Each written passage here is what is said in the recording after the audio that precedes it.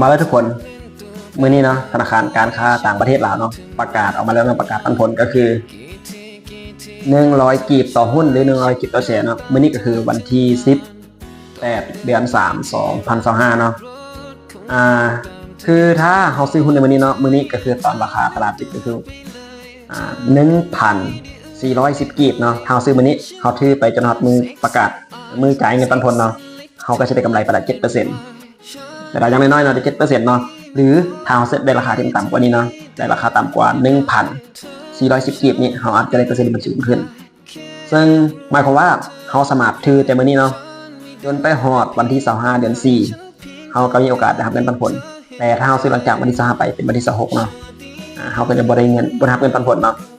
แล้วมือที่ธนาคารเนาะเพิ่นจะจ่ายเงินเฮาก็คือวันที่14เดือน5 2025นั่นเองเนาะสำหรับใครที่ซื้อเนาะ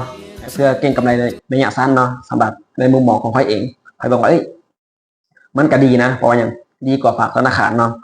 เขาได้กำหนดที่แน่นอนเลยเขาถือแต่มื้อนี้จนไปฮอดวันที่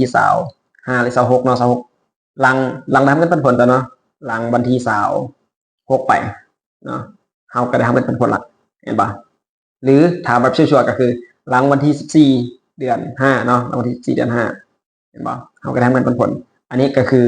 กระดาษระยะสั้นๆเนาะก็ลองคำนวณเบิ่งว่าเขามักแบบใดเขามักแบบ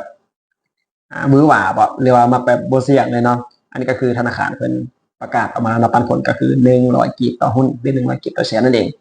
ก็ลองไปคำนวณลองเบิ่งแต่สำหรับในมุมมองของค่อยนะ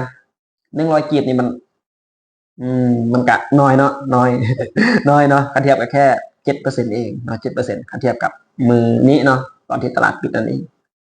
ก็ลองไปคำนวณลองเบิ่งเฮาสิเอาแบบใดเนาะ